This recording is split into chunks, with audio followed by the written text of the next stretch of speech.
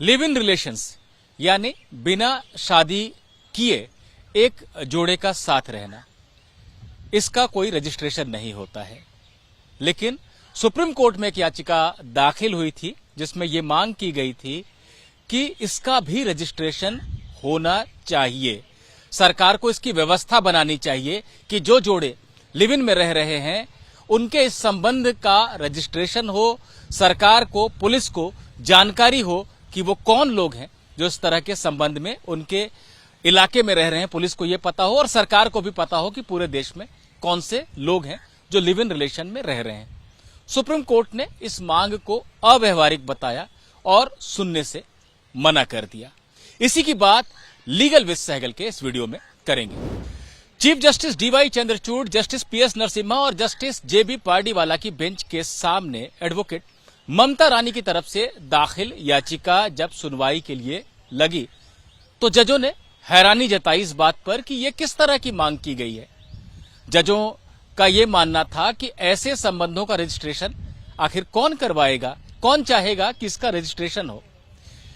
इस पर याचिकाकर्ता की तरफ से पेश वकील अजय शर्मा ने कहा कि लोगों की सुरक्षा का सवाल है, इसलिए हम सुप्रीम कोर्ट में आए हैं। इस वीडियो में आगे बढ़ने से पहले थोड़ा सा आपको याचिका के बारे में बता दूं। दरअसल हाल में ही श्रद्धा वालकर या निक्की यादव हत्याकांड जैसी जो घटनाएं हुई हैं, जहां पर कि एक लिव इन पार्टनर ने अपने लिव इन पार्टनर को मार डाला और बहुत लंबा समय लग गया ये जानकारी पुलिस तक या लोगों तक पहुंचने में, क्योंकि किसी को जानकारी ही नहीं थी कि वो लोग ऐसे संबंधों में रह रहे हैं। तो लोगों को पता ही बहुत समय के बाद चला। तो ये बात ममता रानी की पिटीशन में उठाई गई थी कि अगर पुलिस को और सरकार को पता होगा कि कौन से लोग इस तरह के संबंध में रह रहे हैं तो सुरक्षा दे पाना या किसी मामले की जांच कर पाना, अगर कोई व्यक्ति गायब है तो ये आसान होगा। बहरहाल जजों ने इसे सुनने से ही मना कर दिया और यह तक कह दिया कि ऐसी याचिका पर तो हर्जाना लगाना चाहिए। सुप्रीम कोर्ट के ऐसे रुख के बाद बहुत ज्यादा कुछ कहने के लिए बचा नहीं था याचिकाकर्ता के पास, लेकिन उनकी मंशा क्या थी, उनकी भावना क्या थी, किस सोच के साथ वो सुप्रीम कोर्ट में आई थी, इसकी बात हम करते हैं। यहां पर मौजूद है हमारे साथ ममता रानी जो पिटिशनर हैं और उनके लिए जो पेश हुए थे अजय शर्मा, दोनों लोग। ममता जी, जैसे मैं वीडियो में बता रहा था कि जजों को लगा कि ये बहुत अव्यवहारिक मांग है। आखिर अपनी प्राइवेसी का हनन कौन करवाना चाहेगा? जो लिव इन में रह रहा है नॉर्मली वो छुप कर रह रहा है समाज से, तो उसका अगर रजिस्ट्रेशन की बात की जाएगी तो कोई तैयार भी नहीं होगा और इसका कोई सिस्टम भी आज की तारीख में नहीं। आपका क्या पर्पस था, आप क्या विचार के साथ कोर्ट में आई थी? देखिए, हमारा पर्पस सिर्फ उनके सेफ गार्ड के लिए आना था, क्योंकि देखिए सोसाइटी का वही पार्ट हम वही बार बार कह रहे हैं कि सोसाइटी में जो कुछ लोग हैं जो सिर्फ वो बिना बताए रह रहे थे, छुप कर रह रहे थे। तो और मैंने हमेशा यही बोलती हूँ कि यदि आप किसी के साथ रह रहे हैं, this is the matter of pride not a shame. तो हम सिर्फ एक जो जिस तरह से आए दिन जो नए नए मामले आ रहे थे, जैसे निक्की यादव का, श्रद्धा वालकर वाला, तो हम आए दिन जो न्यूज में सुनते आ रहे थे कि रोज से क्राइम बढ़े जा रहे थे। हमने देखिए अपने पिटीशन में एक जजमेंट भी लगाई थी जिसमें एक किसी के बॉयफ्रेंड ने जो लिव इन में रह रहा था, उसने अपने पार्टनर जो गर्ल थी उसकी हत्या कर दी और उसके ऊपर बाद में पता लगा, पुलिस वेरिफिकेशन के बाद हमें ये पता लगा कि उसके ऊपर 6 केस और लग रहे थे।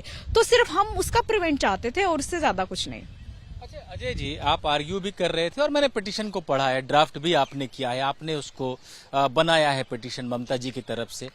ये बताइए कि क्या ये पॉइंट आप लोगों के मन में आया था कि हम सेफ्टी की तो बात कर रहे हैं, लेकिन जो लोग छुप के ऐसे रिश्ते में रहते हैं वो प्राइवेसी चाहेंगे, अगर उनको ये कहा जाए कि आपको जाके रजिस्ट्रेशन कराना है तो शायद कोई तैयार नहीं होगा। तो क्या ये बात, ये सवाल कोर्ट की तरफ से आएगा, उसके लिए आप तैयार थे? जी, हम लोग ये चाह रहे थे कि कुछ बीच का रास्ता निकाला जाए जिससे कि क्या है कि सोसाइटी और लिव इन पार्टनर्स, जो लोग पार्टनरशिप में लिव इन में रह रहे हैं, उन सबके लिए कुछ ना कुछ सॉल्यूशन निकल के आए, ताकि ये जो क्राइम्स आजकल हैपन हो रहे हैं ये सब रुकें और एक गवर्नमेंट के पास भी डाटा जाए कि अगर कल को कोई लॉ बनाना पड़ता है लिव इन पार्टनर्स के लिए तो एटलीस्ट एक डाटा गवर्नमेंट इन एडवांस तैयार होगा। तो ये सब हमारे अहम मुद्दे थे। ममता, आपसे मैं आखिरी सवाल कर रहा हूँ। ये सिस्टम जो बनाने की आपने मांग की थी, ये किसको बनाना था? क्या आप चाह रही थी अपनी याचिका में? हम याचिका में ये चाह रहे थे कि जो हमारी माननीय न्यायालय है वो सरकार को एक नोटिस भेजे, और हमारी ये भी मांग थी कि कुछ गाइडलाइंस जरूर बने, चाहे वो हमारे जस्टिस बनाए या फिर हमारी सरकारें बनाए। तो हमारा सिर्फ इतना मुद्दा था। तो एक अच्छे उद्देश्य के साथ याचिकाकर्ता को लगता है कि उन्होंने याचिका दाखिल की थी जहां पर कि इस तरह के जो जोड़े हैं उनकी सुरक्षा हो सके। और एक बात और निकल कर आई कि कल को अगर सरकार और कोई व्यवस्था और कोई कानून बनाना चाहे तो उसके पास एक आंकड़ा होता कि कितने लोग हैं जो इस तरह की के संबंधों में रह रहे हैं, तो एक डाटा भी जमा होता, साथ ही साथ सुरक्षा मिल पाती। ये उद्देश्य था। जहां तक प्राइवेसी का सवाल है तो उसके बारे में इनका कहना है कि प्राइवेसी का हनन हो ऐसी कोई मंशा इनकी नहीं थी। सुरक्षा के पॉइंट पर ये सुप्रीम कोर्ट में आए थे, लेकिन सुप्रीम कोर्ट ने नहीं सुनी इनकी बात को। उससे ये थोड़े निराश जरूर हैं, लेकिन इनको लगता है कि इन्होंने अपना जो मुद्दा उठाना था उसको कोर्ट के सामने रखा। सफलता मिलना ना मिलना वो एक अलग बात है।